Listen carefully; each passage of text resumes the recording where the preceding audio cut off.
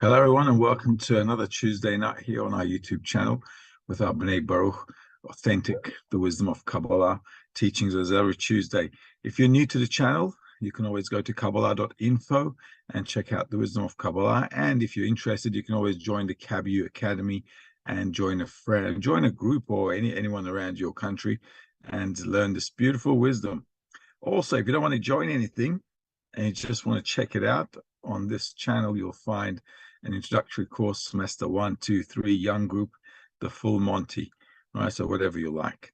And if you like to listen to us as well, you can also continue listening. In the meantime, we're going to continue with our topic, reinforcing ourselves with there is none else besides him. And I'd like to inform you that next week we'll go on to another topic. All right, so we're going to exhaust this one tonight. If you have any questions, shoot them through and we'll try to find answers from these excerpts. As you know, the principle of there's none else besides him is very important in the wisdom of Kabbalah because it allows me to align myself. It gives me a direction of attitude, how I should work with reality, because we understand that reality is beyond our control. I don't know what's going to happen with my life today, tomorrow, the next second even. So by focusing everything that's coming to me and that's happening in my life from one force called the Creator, I can actually begin to work on this dialogue, and I can actually build this dialogue with the Creator because I can start to look into the cause and consequence of everything that's happening to me. So this concept is very, very important, the concept of there's none else besides him. So we're going to continue from excerpt number 9. What, you got no sound? There's no sound? Muffled in low. Now it's back. It's muffled, or is it the dog barking outside? No. It's not the dog barking outside. No. Okay, because he is barking. He's growling for some reason. I don't know why. What's wrong with it? Okay, bear with me. Let's just do something.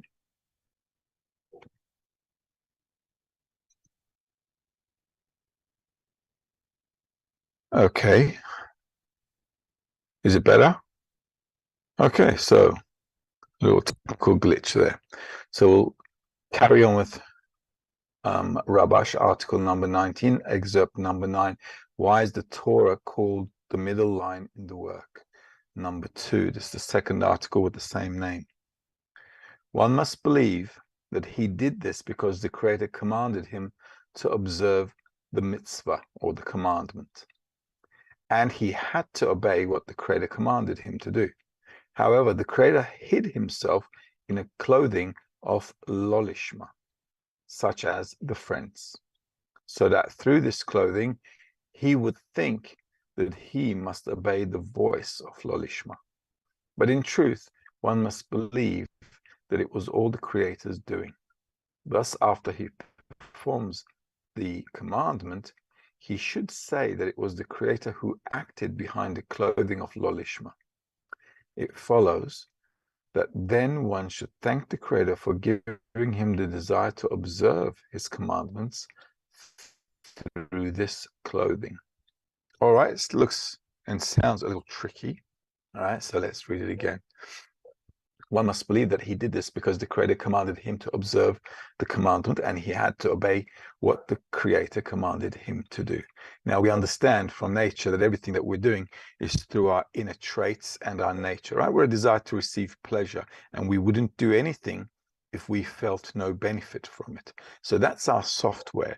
So when the Kabbalists say, listen, we're all doing what the Creator wants us to do, it's a simple explanation because this is our nature and we can't get out of that nature. So everybody actually in the world is doing exactly and precisely what the Creator wants them to do, because of our nature being a desire to receive pleasure for ourselves. And it's software. It's like a hardware and software, right? So the hardware is the desire to receive pleasure, and the software, the way it runs, is us trying to fulfill it in an egoistic way.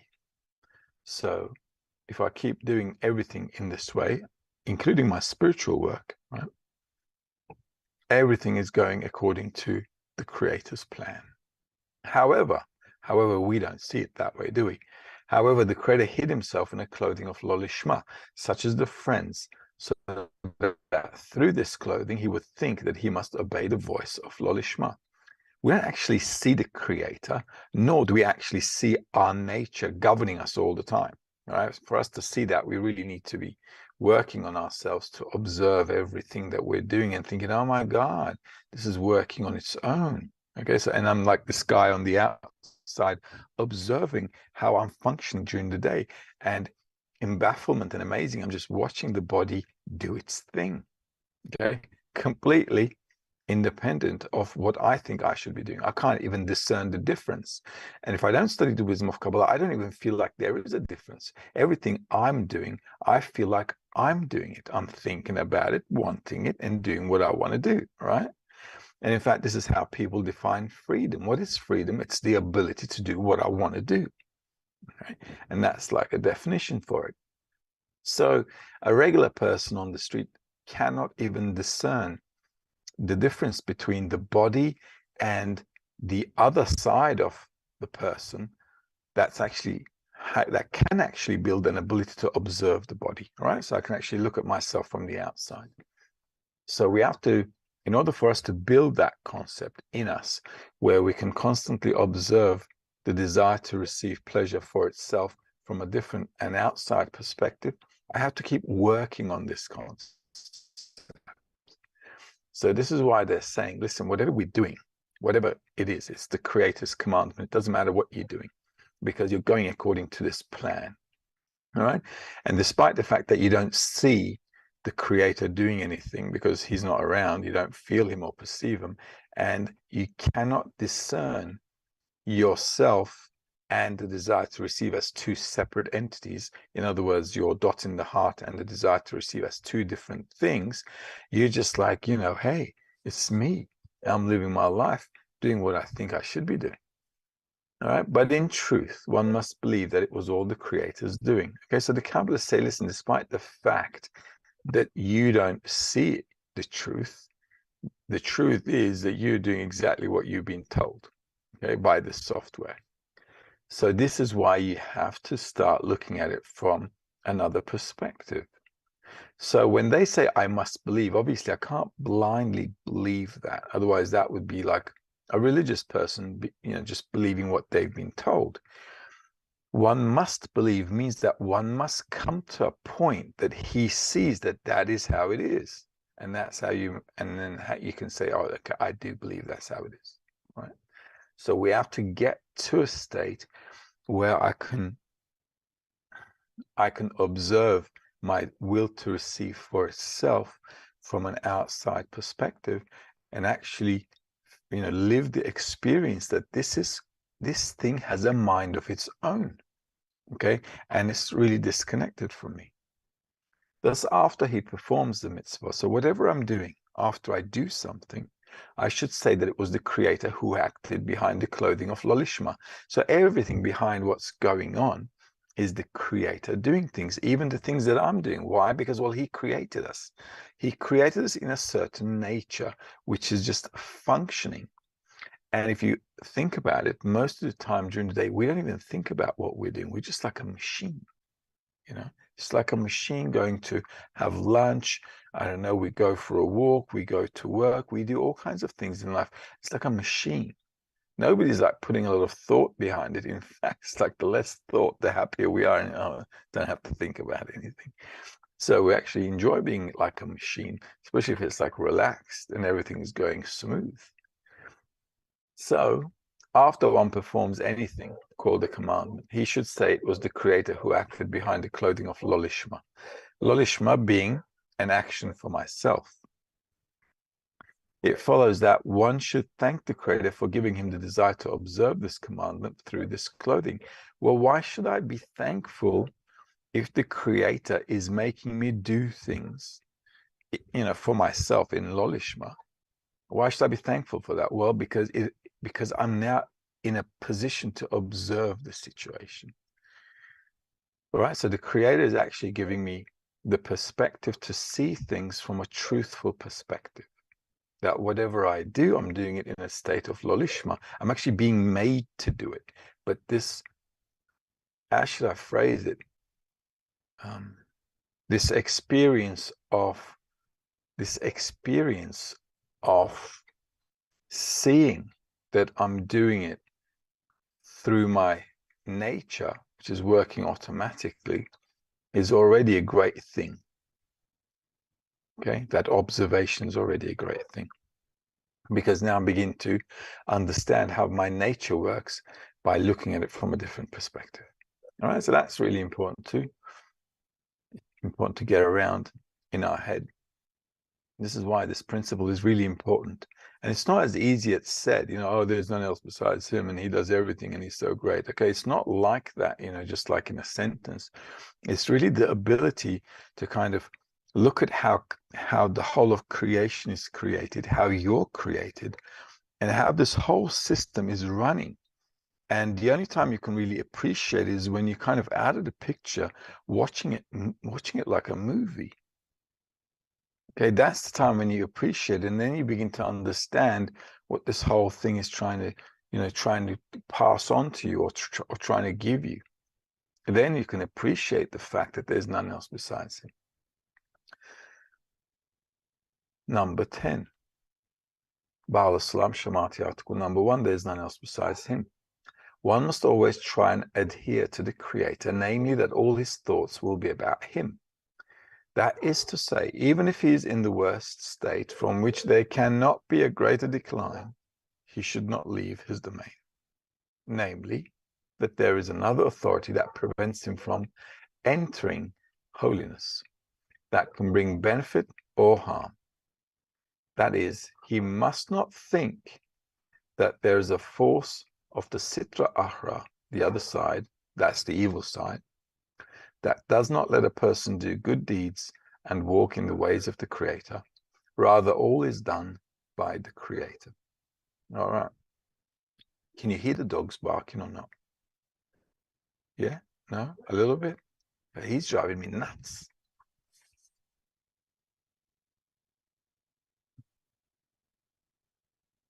That's better. All right. Not mine, by the way. Not mine. Okay, not mine. Okay. Right, yeah. Baal Islam Shamati, article number 1. Let's read. One must always try and adhere to the Creator, namely that all his thoughts will be about him. So every time I go through any state, I need to relate it to the Creator. And that's really difficult because during the day, you're like in this rush, right? You got work, family, kids, all kinds of stuff. You're in traffic. I don't know what you're chasing in life. So it's very important for the person to constantly kind of live something and always relate it to the Creator. But we need to try our best. So that is to say, even if he's in the worst state from which there cannot be greater decline, he should not leave his domain. So no matter what happens in life, one should not forget, one should always remember that everything that's coming to him, even his worst moments in life, are only from the Creator. Everything is coming from the Creator. Namely, that there is no other authority that prevents him from entering holiness. So nobody in reality, nobody else, no Tom, Dick, or Harriet, or whatever, is doing anything to any of us. Everything that happens to a person is done by the acts of the Creator, even though in our eyes it may seem like, I don't know, it may seem like Putin is starting a war, or it might seem like my neighbor is driving me crazy, but it's not the case. Okay, behind everything that happens in reality, there's a force called the Creator. Okay, so nothing can bring benefit or harm. Only the Creator is working on us. That is, he must not think that there is a force of the other side, the evil side, that does not let a person do good deeds and walk in the ways of the Creator. Rather, all is done by the Creator. So even if I'm going through a rough time and I completely forget the Creator, okay, I should be constantly walking with the Creator, which means that I should, in my thoughts and in my approach, how I relate to life, I should always be with the Creator, that there's none else besides him and everything is coming from him. And this allows me to constantly be in connection with the Creator. Because where am I going to be really in connection with the Creator, right? In thought, in desire, in intention. It's all going to be internal. So if I actually relate to everything that's happening to me as there's none else besides him, it's like I'm never losing contact with him. So if what the Kabbalists say is true, that behind everything there is the Creator, sooner or later, this world called the language of the Creator should begin to make sense to me. Okay, it's like babies. When we talk to them, they don't understand what we're talking about. Okay, but we still talk to them, don't we? But they have no idea. They're looking at us thinking, hey, what are you saying? All right. We have the same problem. We don't understand what the Creator wants from him. But if we constantly forget about the Creator, okay, and not take notice of what he's saying, it's like, God forbid, a child who has an hearing problem, right? So the parent is doing something, but, the kid just doesn't hear. So, he's in a dilemma. So he understands there's something wrong. So same with us. If I'm constantly trying to relate everything to the Creator, it's like he's talking to me and I'm like interested in what he wants to say. I'm interested in how he wants to relate to me. I'm interested in understanding what he wants from me. Okay, and that's the thing that's bringing us closer. And this is how kids are growing up, right? How are we building communication with the kids? We're always talking to them, despite the fact that they're a baby and they don't understand anything, but we still talk to them because we talk and we talk and we talk and we talk, and they listen and listen and listen and listen. All of a sudden they say yes. Okay, so then we go, okay, we got a relationship happening here. Okay, or it says mama. Okay, great, it's a start. Right? So you build something, and the same thing with the Creator. It's no different. Okay. This is why they're so, they're so focused on this principle. There's none else besides him, because it's like this kid trying to build a relationship. And if we constantly miss out on the things that's happening to us, and we're not really focusing on relating everything to the Creator, then we don't have the ability to get close to him. We don't have the ability to approach to what he, understanding what he wants from us. This is why this principle is really important. Okay, so let's read a bit of Zohar. Okay, this is Zohar for All, Introduction to the Book of Zohar, 2 points, item 121. All the many contradictions to his uniqueness which we taste in this world separate us from the Creator. Yet, when exerting to keep the Torah and the commandments with love, with our soul and might, as we're commanded, to bestow contentment upon our Maker, all these forces of separation do not affect us into subtracting any of the love of the Creator with all our souls and might. Rather, in that state, every contradiction we have overcome becomes a gate for attainment of his wisdom. This is so because there's a special quality in each contradiction, revealing a special degree in attaining him. And those worthy ones who have been rewarded with it turn darkness into light and bitter into sweet. For all the powers of separation from the darkness of the mind and the bitterness of the body have become to them gates for obtainment of sublime degrees. Thus, the darkness becomes a great light, and the bitter becomes sweet. Hence, to the extent that they previously had all the conducts of his guidance towards the forces of separation, now they have all been inverted into forces of unification and sentenced the entire world to the side of merit. Okay, let's go again one by one. All the many contradictions to his uniqueness which we taste in this world separate us from the Creator. Right, contradiction to his uniqueness is everything that's opposite to bestowal, right? How is the Creator described to us by Kabbalists? As the attribute of love, and the attribute of love's act is bestowal. So love and bestowal is the Creator. So what's contradictory to that? We're contradictory, okay? Because our nature is to receive for ourselves, so we want to receive. And if I want to receive, what nature is that? Well, that's self-love. Okay, so the love of others is the Creator.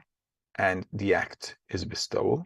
What's contradicting to that is self-love, and I want to get everything for myself. Okay, and that's contradictory.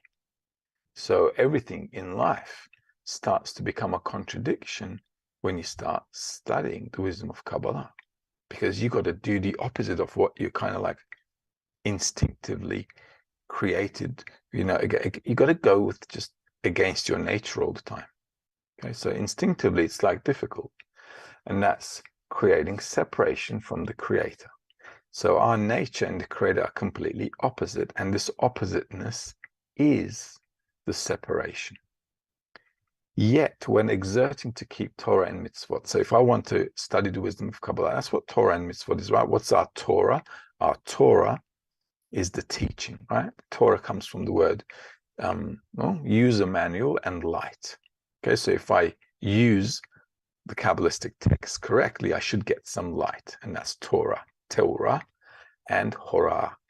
Okay, enlightenment and the user manual, from those two words. Yet when exerting to keep the Torah and the commandments with love, with our soul and might, so if I want to do it in order to bestow, right? Because the soul means bestowal. So if with all my desire, with all my heart and soul and might, I want to do it in order to bestow, as we're commanded, to bestow contentment upon our Maker, which means that I should be aiming to bestow exactly how the Creator is bestowing, then all those forces of separation do not affect us into subtracting any of the love of the Creator with all our souls and might. Okay, so all I have to do is give it my best shot. Okay, because obviously the Creator understands we're opposite to him. So he understands we're not going to make it. Okay, and if we understand that as well, that's fine. It's not a problem, right? Say, listen, you made me of, you made me of self-love. What do you want from me? Okay, so he says, I don't want anything from you. I want you to give it your best shot. Now, if you give it your best shot, it's like you're bestowing, right? Because at the end of the day, what can the kid do, right? The kid's limited. He can't do the things that grown-ups can do. But you see, children are always running around trying to discover life, want to grow up, want to taste everything, smell everything, play around with everything, break everything, and check what's inside. All right? So this is how they grow up.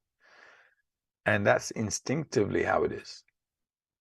So the Creator wants us to do that as well, but not instinctively, obviously, right? With a conscious effort.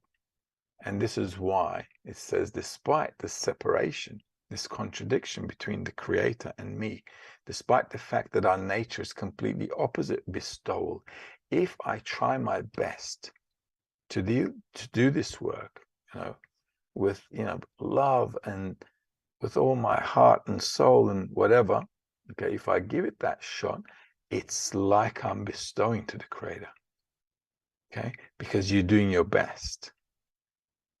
And that's why they say, do your best, forget the rest. Okay, why? Because then he can worry about completing your work. Okay, and why does he need to complete your work? Well, that's how we build a connection with the Creator. Because I'm doing something, and like a kid, but the kid can't do it on his own. This is why they're always dragging us by the hand and say, do this for me, do that for me. Can you help me do this, right? They drag us along.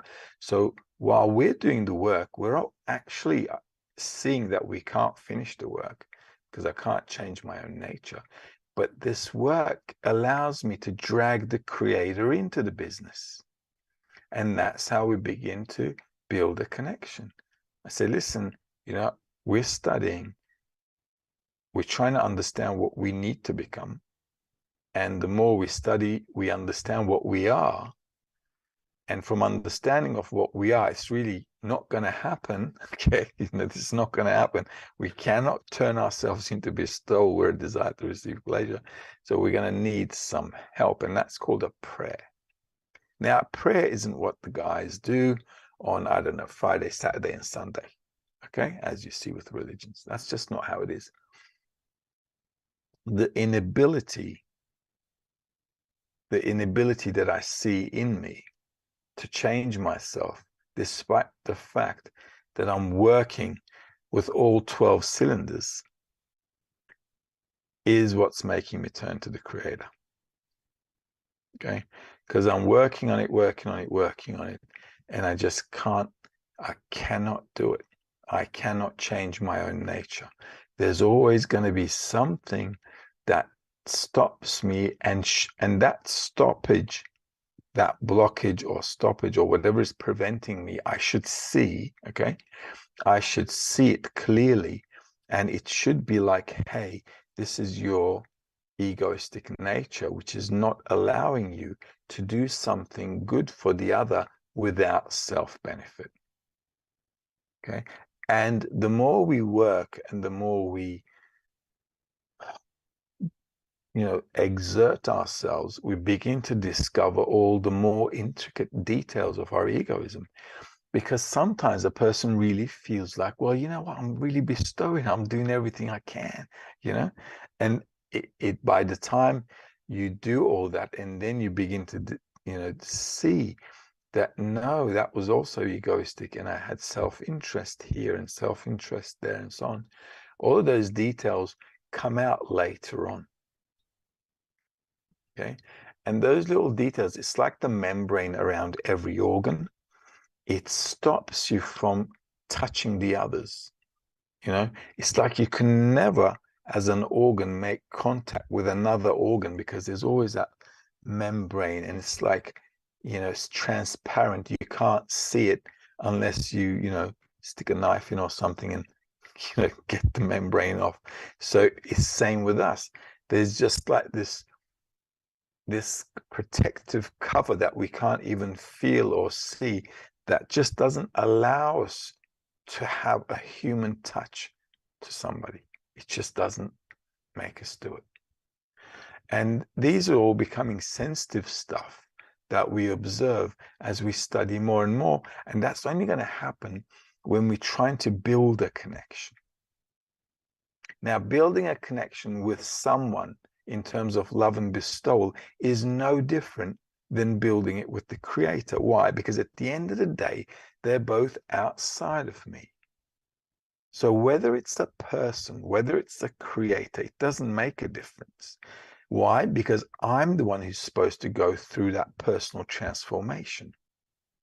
So what difference does it make if I've got the Creator in front of me or Father Christmas? Doesn't matter.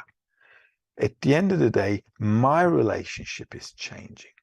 And what I'm seeing is that despite the fact that I'm trying to overcome all my egoistic natures that are like coming out, I begin to see that there comes a point with every action I do, there's that last point which says, it's for you still. It's still for your self-benefit. And that's that thin membrane we all have to come to like get to. That little thing, and like doesn't let us come in contact with the other person. Okay, so in the state of every contradiction we have overcome becomes a gate of attainment of his wisdom. Now, as we come to see all those points that stop me from connecting with others, that also gives us wisdom. Because at the end of the day, what is wisdom? Wisdom is knowing the truth, seeing the truth. And that's what's making us wise.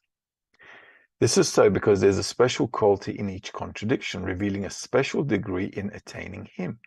Now, if every time I'm trying to come to that last point of connection and I see that I'm unable to do it, then I'm revealing a special degree in attaining him. Why? Well, reality is two opposites all the time. I cannot attain the Creator if I don't have an opposite state, right? So every opposite, every contradiction I reveal, see, understand, allows me to envision how its opposite could be or should be, okay? So this is why always perception of reality is from two opposite equal ends. If I don't have two opposite ends, I can't perceive reality. And those worthy ones who have been rewarded with it turn darkness into light and bitter into sweet, for all the powers of separation from the darkness of the mind and the bitterness of the body have become to them gates for obtaining of sublime degrees. So the more I begin to reveal these things, the more I can turn to the Creator. Now, this turning to the Creator is what's building that connection with the Creator. Why? It's like that kid constantly trying to talk back to the Creator. So the Creator is doing something, and our way of trying to understand Him, to connect with Him, is doing something, right? It's like when babies are like, what do babies do? They don't do much except throw their hands and legs around, don't they? Okay, and they cry. Okay, so they're crying all the time. So you got to check them out. Does he or she have a fever? Okay, is he or she hungry? Does she want to burp? You know, you got to check it out. So the Creator is always, you know, doing us the same kind of thing. He's like relating to us. He's feeding us, you know, burping us, whatever. He's doing all these things. So I, through his actions on me, have to kind of like figure out how to relate to him. And the only things I can really do are just two things, well, three things. I can cry, I can smile, I can throw my hands and legs about. Okay. But this is how you begin to understand you got legs and hands. This is how you begin to understand that, well, I've got legs and hands. I can do something with these. Okay.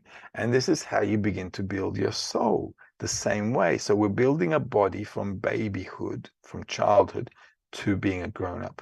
So now by relating to the Creator with everything and trying to figure out how to do things, I'm actually building a spiritual body and in a relationship with the Creator. Okay. So all these opposite states that we go through, and they seem to us like, oh my God, heavy burdens, like heaviness. We don't want to work. We don't want to do anything really. And everything, you know, becomes sometimes really heavy on a person, you know. Spirituality can sometimes just be really, I don't know how to say it, can really squeeze a person, life, you know, work, family, health, you know, everything is squeezing. And on the other hand, you're trying to get spiritual as well. You just don't understand why everything is just squeezing you when you're trying to do the right thing.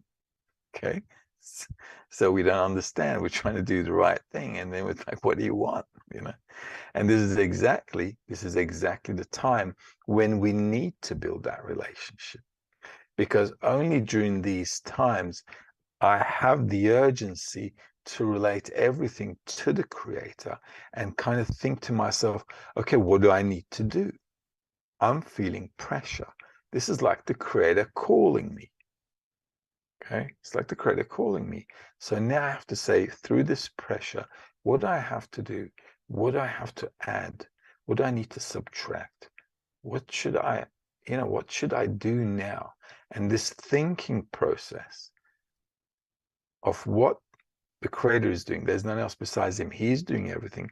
And me trying to relate back to how I should align myself properly towards him, this thinking process starts to bring the solution.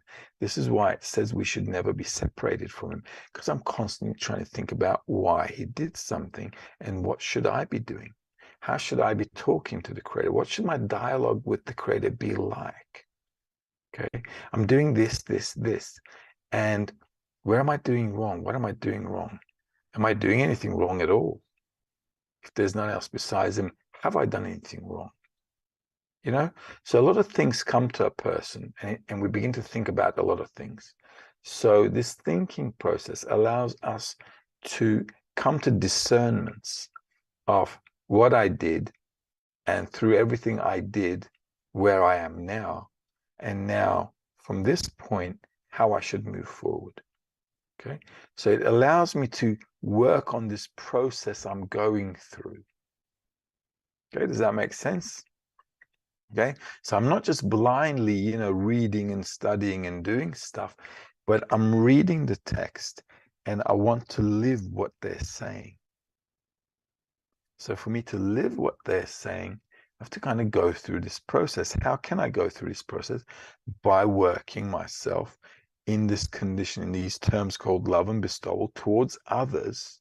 So I have to be active in that, right? Stick my head in there. And then I got to see that, what's happening is not love of others, but my self-love. Well, self-love is the same thing as hating others. Okay. So all of a sudden I begin to think about, well, now we can see some contradictions. Okay. And then we can work on these things. So that's not because we should feel bad. Most of the times we feel bad when we see these negative situations, right?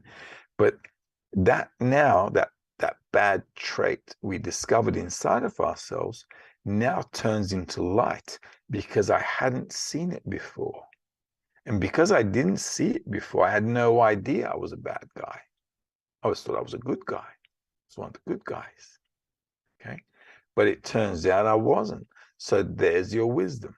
Now I can relate to the Creator's actions on me for revealing that situation. Now I've got to throw the ball back. So what am I going to do about it? Okay. If I see traits in me, habits in me, behaviors in me that cause harm, me seeing it and me seeing it causing harm can give me the strength to say, well, I'm not going to do that anymore. So that's already a wisdom, right? So, well, what's happening? Well, the light of the study is affecting us, isn't it? Everybody's asking about how we're going to make a restriction. How we're going to make a restriction. Well, you can't make a restriction until you see what you need to restrict. So by studying and applying it in the group, I'm beginning to discover what's bad. And that bad doesn't really necessarily have to be revealed in corporeality. I could be having a bad thought about a person, a bad intention about a person. I don't have to do something bad to a person. I could want to do something bad or think bad, all right? So those things are already coming up in me. Now, the beauty of the thing is this. In corporeality, for a person to see the evil, he does the evil, okay? Then he gets put in jail, okay? Spirituality is a different ball game because you're working on revealing what you need to change. It doesn't have to manifest in corporeality. It needs to manifest in me. If I'm working correctly, everything should be revealed in me and shouldn't be reflected to the outside at all. On the outside, I should be a happy, chappy guy. In the group, like Rabbi says, hey, bring a good spirit to the group all the time. So they're looking at me thinking, wow, this guy's like I don't know, 24/7 Seinfeld comedian. He's like having a great ball. But inside, it's like the guy's having volcanoes because he's constantly revealing this and that. And he's got a smile on his face and he's thinking, okay, so it's like that. But that's called inner work, okay? And that's the beauty about it, because it doesn't have to manifest in corporeality. And I can discern everything within me. And then I can decide to say, you know what?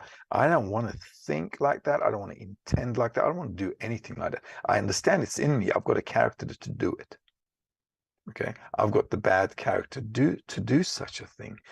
But now that I've seen it, I just want to put it aside and I don't want to touch it. So that's increasing consciousness. And as I'm studying more and more, well, what am I doing? I'm revealing it, understanding it's bad, so I'm choosing not to use it. That's called restriction. All right, it's called restriction. So I see that something can do harm to a person, so I don't do it. And all of a sudden, as we advance in spirituality, what happens to us? We become all quiet. So we're like a kitten who spilled its milk. It's like just all quiet. None of this jumping around. We become, it's like a mature person. We become mature. We begin to understand that the quality of the work is inside. All right.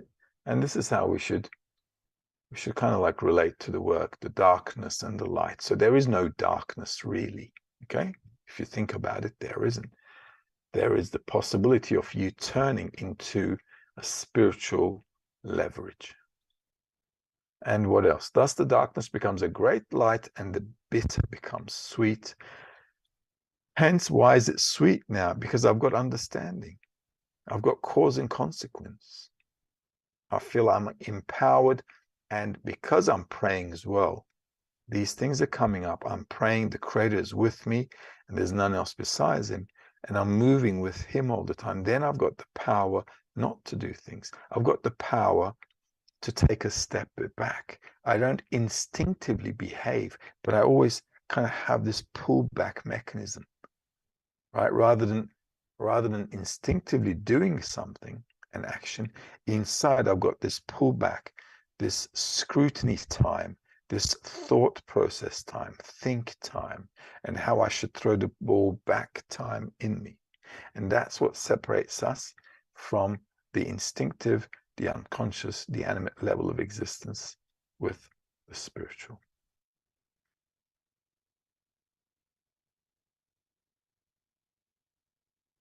Okay, and this is how we unite everything from separation into a force of unification. And this sentences the entire world to the side of merit. Okay, because even though I may not be bestowing, I'm not bestowing when I'm doing this, right? I'm kind of like seeing the evil, understanding it, and choosing not to use it. So putting it aside, okay? That's also raising the world to a level of merit. Why? Because I've stopped causing harm. And you can even do this, practice this, even without having the sensation of the Creator. Okay? What, 10 questions? No way.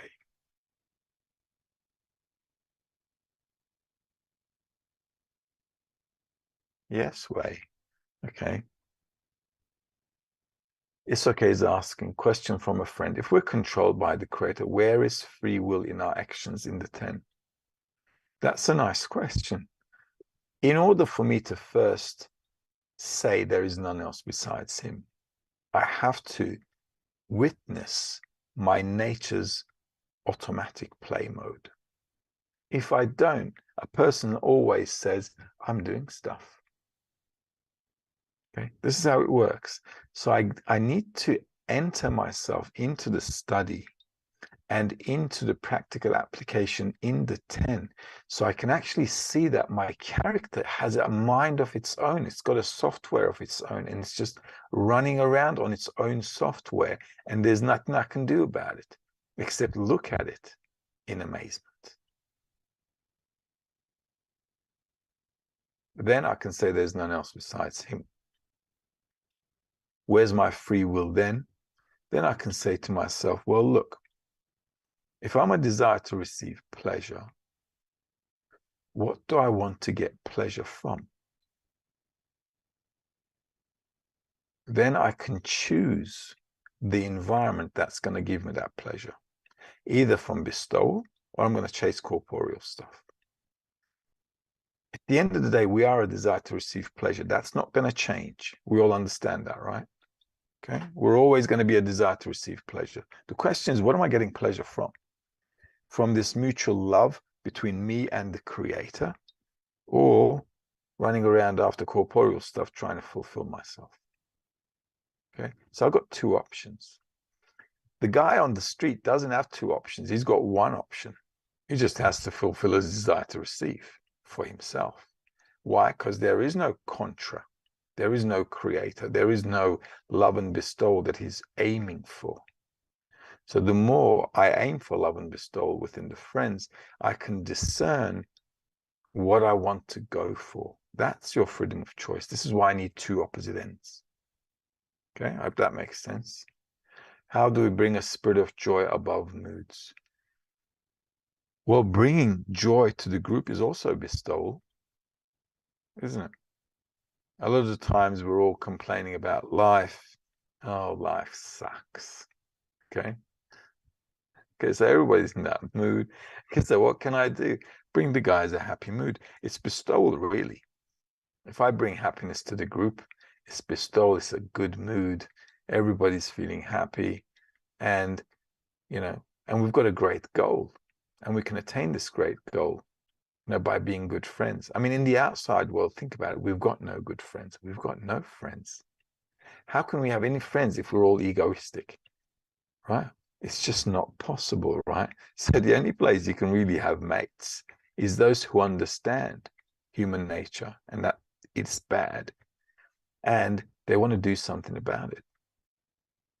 So, I don't know. I always enjoy being with the 10, okay, because the goal is important.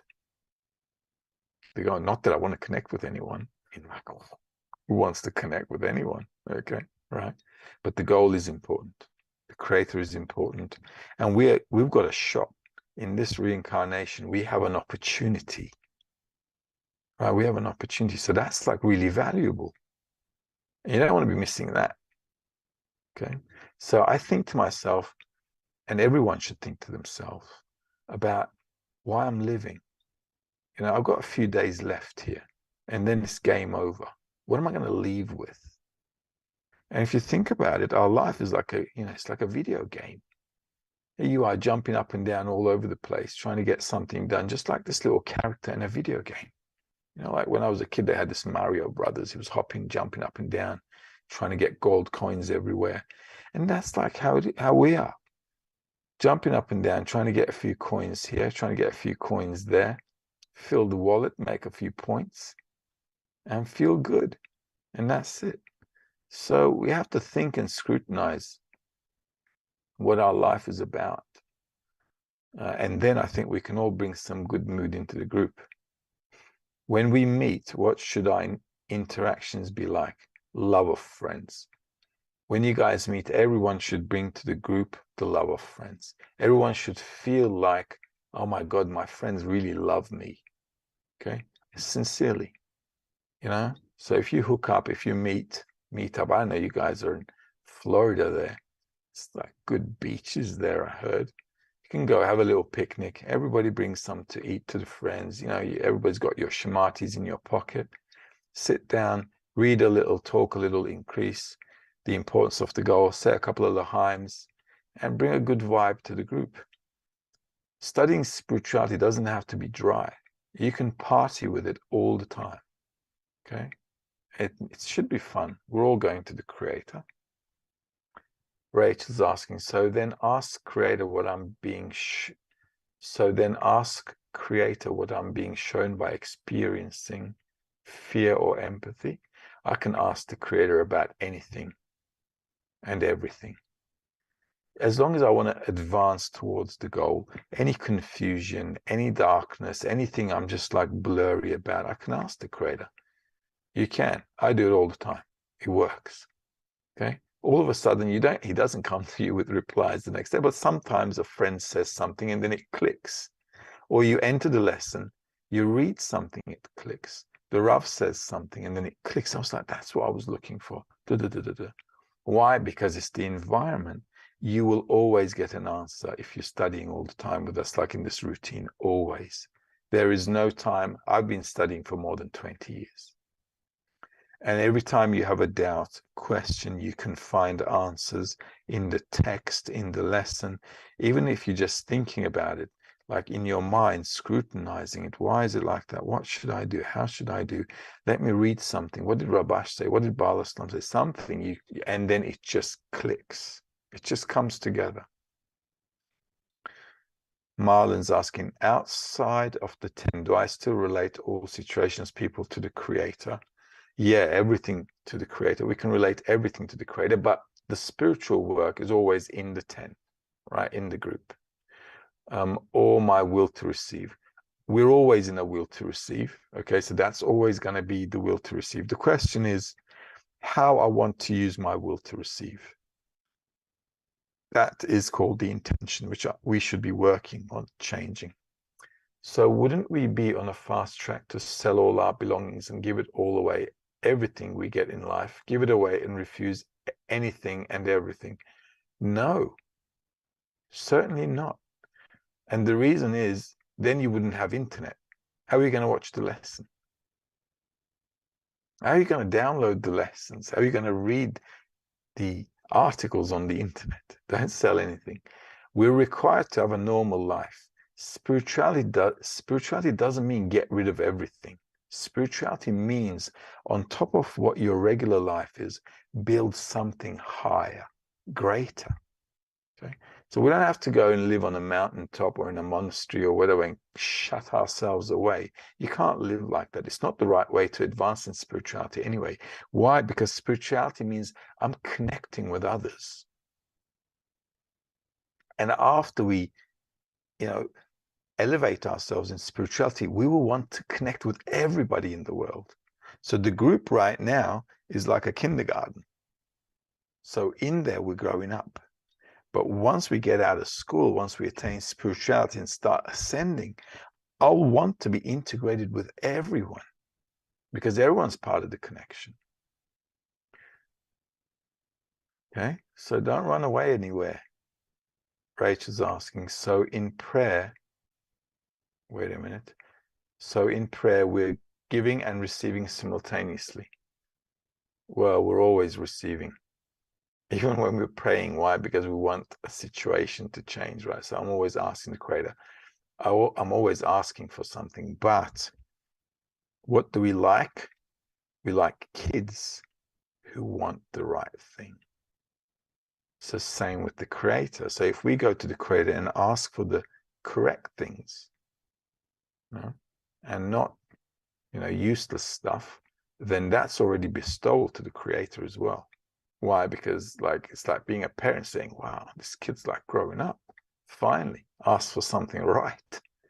And then the Creator is happy to oblige. No problemo, Jose. Okay. That's how it is. Okay. Isoke is asking, per excerpt 11, how can we implement a conscious building of this connection in the 10? I've got to work on the love of friends. Isoke, there's no other way.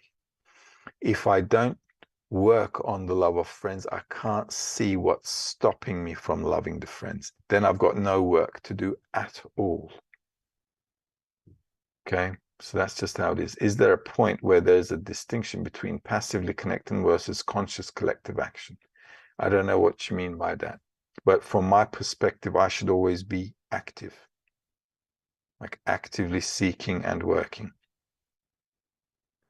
Isoke is asking again, question from a friend. When a friend is in that squeezed state, is feeling the heaviness and the sense, how should we help them? What should we pray? Well, first of all, we should be with the friend by his side, trying to help him overcome this physical situation. Also, we should pray for him. So in action and in prayer, we should be by his side. Okay. The only way he's going to get out of that situation is if he goes back to what is more important than corporeality. What is more important than corporeality? Spirituality. Why do I have problems in life? Because I think about myself. If I think about myself, I feel like I exist. If I exist, I'm going to have problems. Does that make sense? But if you're always doing something for others, it's like you don't exist. And if you don't exist, you don't get problems. It's logical and it works out. Only when you go back into yourself, life begins to push you and show you as though you're thinking about yourself again. Okay, so arrange for yourself a routine, okay, a good routine of study, application, and so on. Marlon's asking, so the evil inclination is revealed and we ask the Creator to fix it? Absolutely, because you should also discover that you cannot fix it. Okay, discovering the evil isn't the only thing you're discovering. You begin to discover the fact that you can't change it. And you know what? You come to a point where you say, I don't even want to change this. I actually quite like being a bad man. Okay, you don't want to change it. It's really difficult to ask the Creator sincerely to change who you are and what you are. It really is. So coming to a sincere request to the Creator to change what you are and how he made you, it's like a challenge on its own. It really is. It takes a lot of, a lot of work. You have to burn a lot of calories for that. Rachel's asking how to turn this type of internal work into a prayer for many. Well, the more I work, the more frustrated I get.